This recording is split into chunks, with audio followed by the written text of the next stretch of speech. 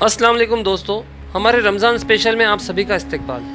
अल्लाह ताला ने मुसलमानों को ऐसे बेशुमार सिपह सालारों से नवाजा है जिन्होंने मुख्तलिफ मौके पर मुसलमानों को बड़ी बड़ी फतोहात हमकनार किया, जिनमें खालिद बिन वलीद रज़ियल्लाहु ताला अन्हु, यूसुफ बिन तशफीन और तारिक बिन ज़ियाद, यूसुफ बिन तशफीन और आमिर तैमूर के नाम भी शामिल हैं। इस वीडियो में आज हम ऐसे ही एक जाबाज सिपह सालार की बात करेंगे।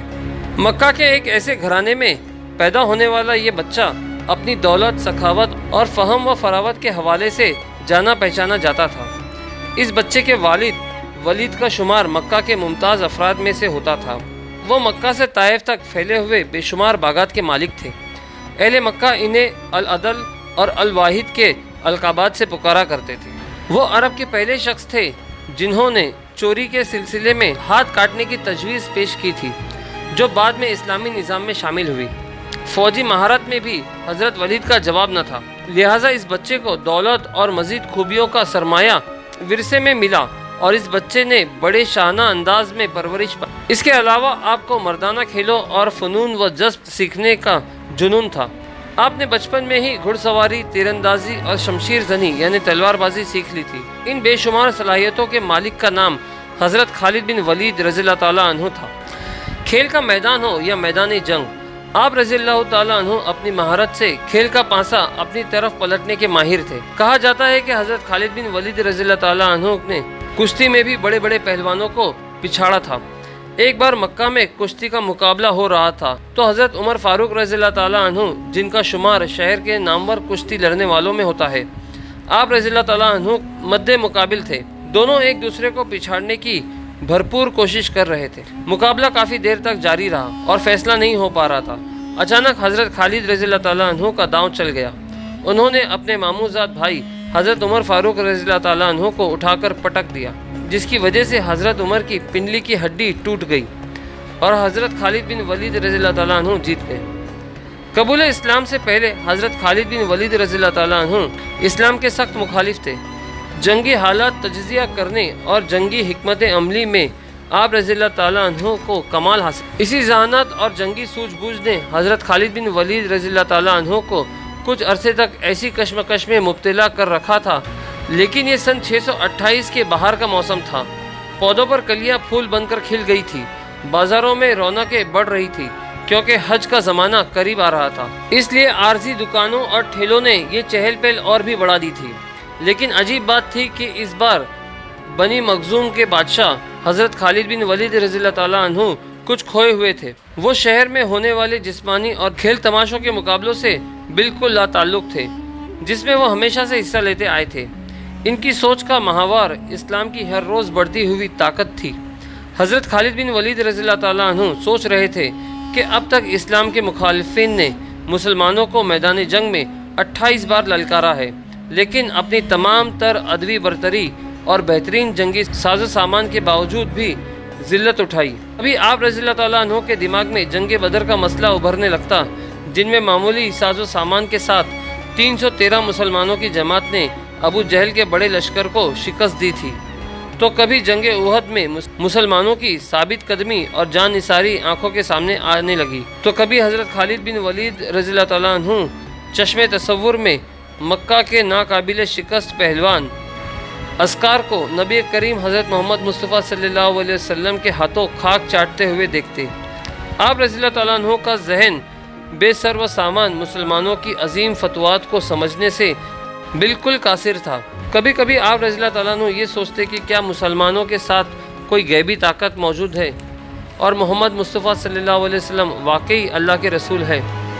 इसी कश्मकश में कई महीनों का वक्त गुजर गया। सुलह हुदैबिया को 1 साल गुजर चुका था। मुआहदे के मुताबिक नबी करीम सल्लल्लाहु अलैहि वसल्लम अपने जान निसार के साथ उम्रा करने के लिए मक्का में दाखिल हुए।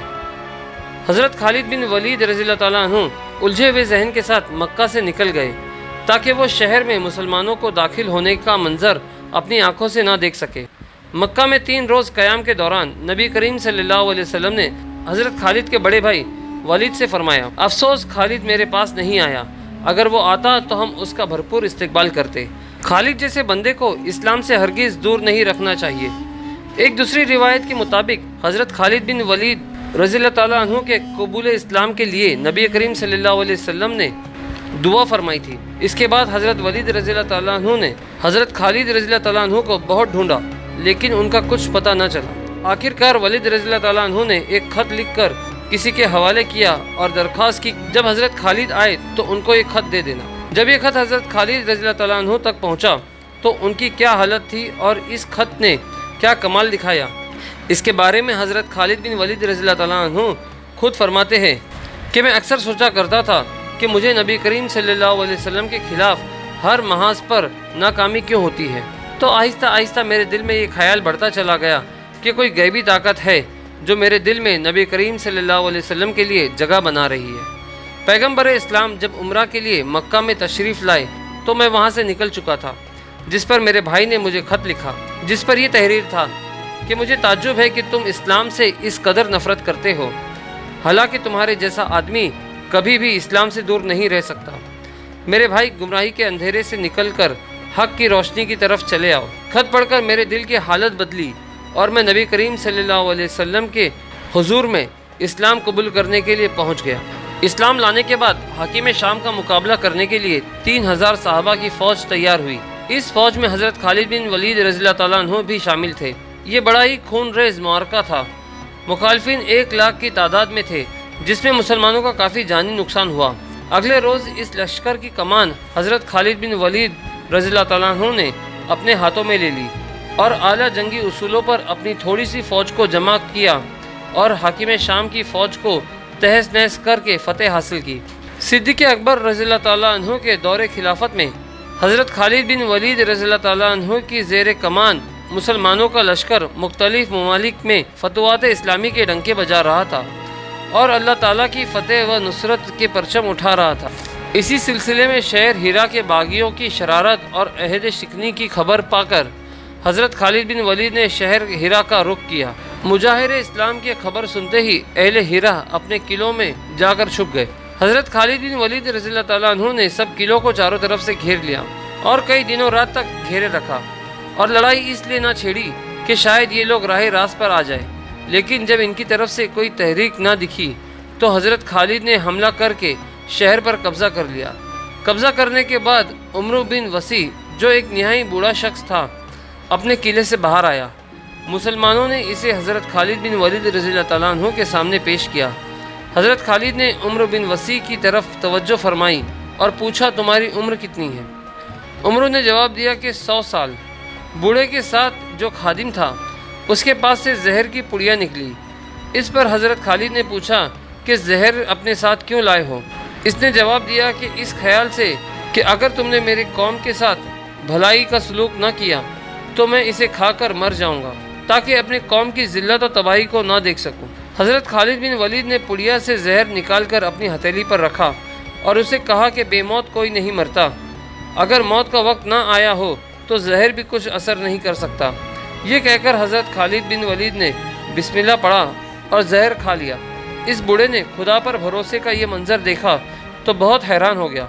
عمرو بن مسیح کی زبان سے یہ کلمہ بے اختیار نکل پڑا کہ جب تک تمہاری شان کا ایک شخص بھی تم میں موجود ہے، تم اپنے مقصد میں ناکام نہیں ہو سکتے۔ صدیق اکبر رضی اللہ تعالیٰ عنہ کے دور میں آپ اسلامی لشکروں کی سپہ سالاری کے فرائض انجام دیتے رہے۔ معرکہ یوما میں آپ صرف 13,000 فوجیوں کے ساتھ مسیلمہ بن کذاب کی لاکھوں کی فوج کو شکست دی۔ حضرت خالد بن ولید رضی اللہ تعالیٰ عنہ کے بارے میں بیان ہوتا ہے کہ جب بستر علالت پر تھے تو اپنے قریب بیٹھے ہوئے لوگوں سے کہا، میں نے بے شمار جنگوں میں حصہ لیا، کئی بار اپنے آپ کو ایسے خطروں میں ڈالا کہ جان بچانا مشکل نظر آتا تھا، لیکن شہادت کی تمنا پوری نہ ہوئی۔ میرے جسم پر کوئی ایسی جگہ نہیں جہاں تلوار، تیر یا نیزے کے زخم کا نشان نہ ہو، لیکن افسوس کہ موت نے مجھے بستر پر دبوچا۔ میدان جنگ میں شہادت نصیب نہ ہوئی۔ اس پر لوگوں نے ان سے کہا کہ رسول اللہ صلی اللہ علیہ وسلم نے آپ کو سیف اللہ یعنی اللہ کی تلوار کا خطاب عطا فرمایا ہے، اور اگر آپ کسی کافر کے ہاتھوں سے مارے جاتے تو اس کا مطلب یہ تھا کہ دشمن خدا نے اللہ کی تلوار کو توڑ ڈالا، جو کہ ناممکن تھا۔ یہ سن کر آپ کو کچھ اطمینان نصیب ہوا۔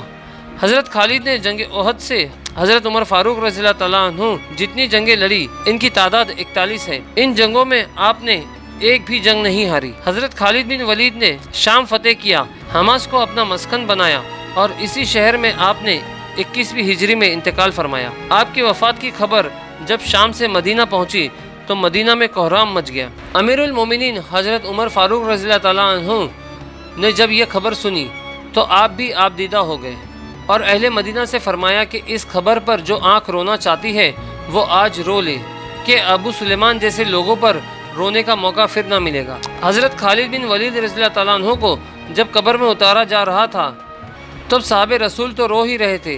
ان کا گھوڑا جس پر سوار ہو کر تمام جنگیں لڑی اس کی آنکھیں بھی اشک و بار تھی۔ ایک جانور کا اپنے سوار سپہ سالار اپنے مالک کی جدائی میں آنکھوں سے آنسو جاری ہونے کا منظر سب نے دیکھا، اور آخر میں دعا ہے کہ اللہ تعالی ہماری نوجوان نسل کو مسلم سپہ سالار کی زندگی سے سبق سیکھنے کی توفیق عطا فرمائے، آمین۔